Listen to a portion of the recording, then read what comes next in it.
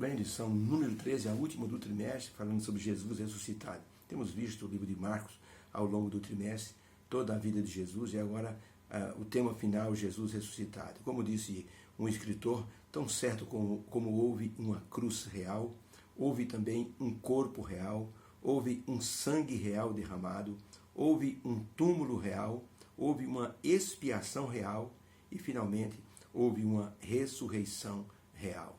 Não há nenhuma possibilidade de engano em todas essas coisas reais que aconteceram.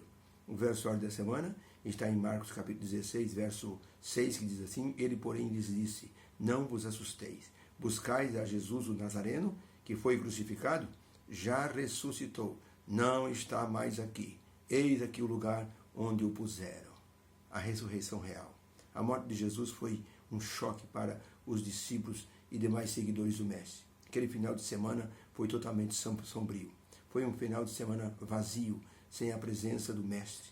Aquele Mestre que os confortava. E agora os discípulos estavam escondidos com medo de serem os próximos da lista dos líderes religiosos.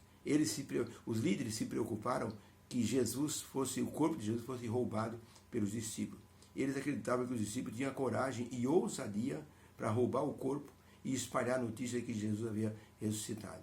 Os discípulos é que não acreditavam neles mesmos. Eles estavam com medo, no cenáculo, escondidos, às 7 chaves, para que ninguém pudesse, então, ali encontrá-los.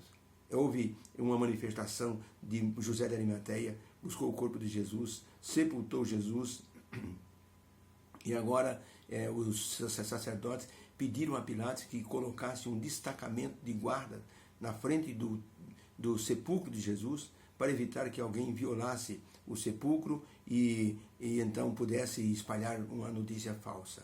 Na verdade, eles não esperavam que Jesus saísse dali. A ideia deles é que Jesus ficaria para sempre no túmulo. Eles até usaram a expressão, aquele embusteiro, quando estava vivo, disse que iria ressuscitar. Mas pode ser que os seus discípulos roubem o corpo e espalhem uma notícia falsa.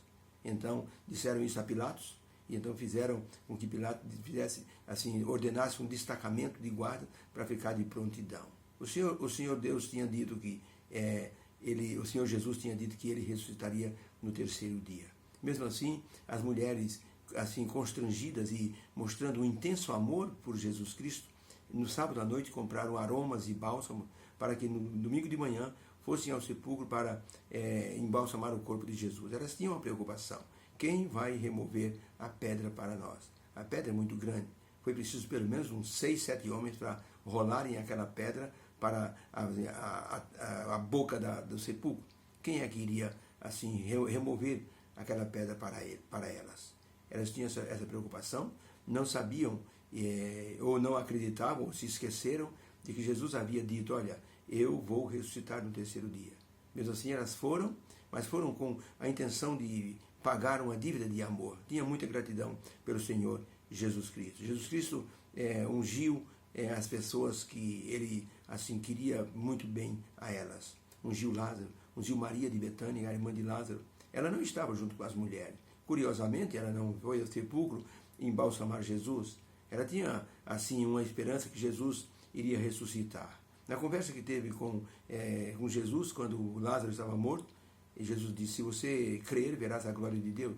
Então Maria de Betânia, ela tinha essa consciência de que Jesus iria ressuscitar. Ela não sabia como isso iria acontecer, mas ela tinha essa certeza, como está em Marcos 8, verso 31, em Marcos 9, 31, em Marcos 10, 34. Maria de Betânia, ela tinha uma certeza de que Jesus estaria vivo de alguma forma. Interessante como a pessoa de Jesus modifica assim as convicções das pessoas. Houve um rapaz que durante certo tempo ele pensou que fosse possível viver sem religião, sem fé, sem Deus. Ele iria somente trabalhar para ficar famoso e juntar dinheiro. Era essa a preocupação dele. Seu pai era um pastor, mas ele achava que seu pai já estava ultrapassado. A ciência moderna transformou a mente daquele jovem numa mente secularizada e ele logo começou a achar que Jesus era um mito e que a religião era desnecessária. Muitos anos se passaram, ele envelheceu, até que ele gostava de filosofia e começou a estudar os grandes filósofos do mundo. Estudou Sócrates, para Platão, Aristóteles, estudou Confúcio, estudou Maomé, estudou Buda, estudou também Jesus Cristo. E ele queria ver qual desses filósofos vivera aquilo que pregara.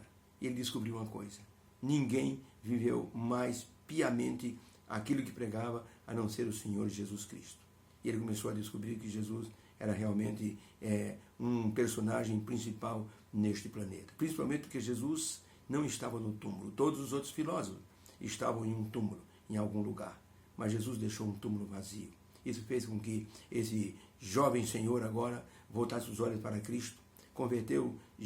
Jesus converteu o seu coração, principalmente a doutrina da ressurreição. E ele resolveu se tornar um ministro do Evangelho, pregando a volta do Senhor Jesus. Olha como Jesus transforma uma vida, como a ressurreição dá uma nova visão de vida para a pessoa. Por isso que a mensagem da ressurreição, ela deve nos animar como adventistas do sétimo dia. Às vezes, como adventistas, nós temos um certo receio de tocarmos no assunto da ressurreição, porque nós vemos que as pessoas pegaram a ressurreição de Jesus e colocaram isso no domingo para santificar o domingo. Então, o domingo é o símbolo da ressurreição, é o símbolo da liberdade. E, por consequência, esse domingo vai ser colocado como um dia de adoração num futuro muito breve.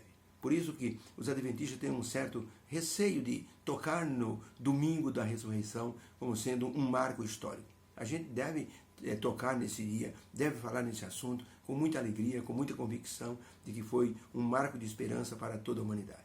Deus nos abençoe e que a lição dessa semana nos faça muito bem espiritualmente. Fique com Deus, que o Senhor te abençoe.